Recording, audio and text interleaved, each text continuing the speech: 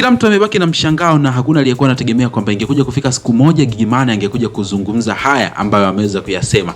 Of course imekuwa ni maneno ambayo yameweza kuwashangaza watu wengi sana na kuwaachia maswali na alama ya kujiuliza katika vichwa vyao, watu wasiamini kwamba kweli Gigy Money wakuzungumza kitu kama hiki ambacho ni design kama hakuna aliyekuwa anategemea, na ni baada ya kuweza kufunga ndoa na mpenzi wake tunafahamu anafahamika kwa jina la Lilton, na ni kitu ambacho pia watu hawakutegemea kabisa. Recently amekuja kuzungumza huku akiwa anaonekana na bubujiko na machozi na akiomba radhi kwa Mwenyezi Mungu, akisema anaomba msamaha na vitu kama hivyo.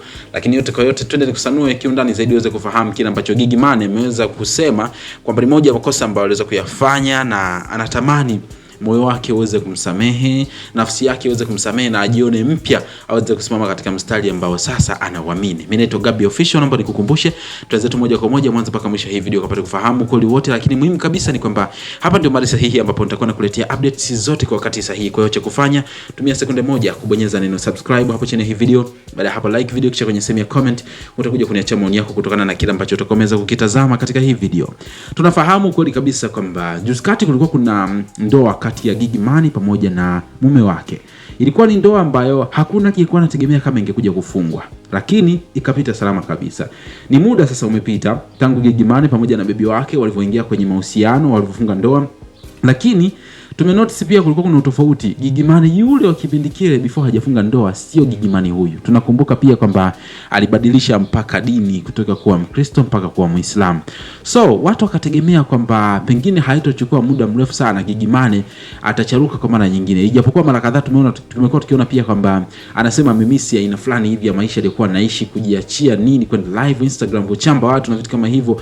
Lakini kuna moja kauli ambayo wamekuja kuizungumza Gigy. Kwanza kabisa alikuwa amevaa nguo za stara kabisa, alafu akasema kwamba kuna kitu ambacho kila akikumbuka anajutia sana na anajikuta anadondokesha machozi na siamini kwamba ni yeye kweli alikuwa akifanya. Anasema kwamba moja kitu ambacho anatamani Mwenyezi Mungu amsamehe sana na akifute kwenye kumbukumbu za maisha yake ni masakata yote ambayo alipitia huko nyuma, kuanzia yeye kuchukulia ngono kama biashara ya kumuingizia pesa, kudate na wanaume tofauti. Lakini anasema kwamba moja kitu ambacho alikosea sana ni kuishi maisha ya kidunia zaidi kuliko kumtegemea Mwenyezi Mungu, na anasema kwamba pale alipo sasa hivi ni sehemu yenye hofu ya Mwenyezi Mungu. Na anasema kwamba anamshukuru sana Mwenyezi Mungu kwa kumletea aina ya mwanaume ambaye yuko naye sasa hivi, kwa sababu amemfanya amebadilika kwa kiasi kikubwa sana, kiasi cha kwamba hatamani kabisa kurudi nyuma. Ni maneno ambayo ameyazungumza, lakini wakati huo alikuwa na bubujiko na machozi, kuonyesha jinsi gani ambavyo maneno hayo yalikuwa yanatoka moyoni. Japokuwa bado kuna wale ambao wanasema kwamba ni swala la muda tu Gigy Money kuweza kubadilika na pengine kurudi kuwa Gigy Money yule ambaye tulikuwa tumemzoea, lakini wengine wanasema kwamba ni hatua nzuri ambayo Gigy Money ameipiga na kumpongeza mume wake na Gigy Money kwamba amefanya kazi kubwa sana kumbadilisha Gigy Money kutoka kwa yule wa mwanzo na sasa hivi kuwa mtu ambaye anamcha Mungu sana.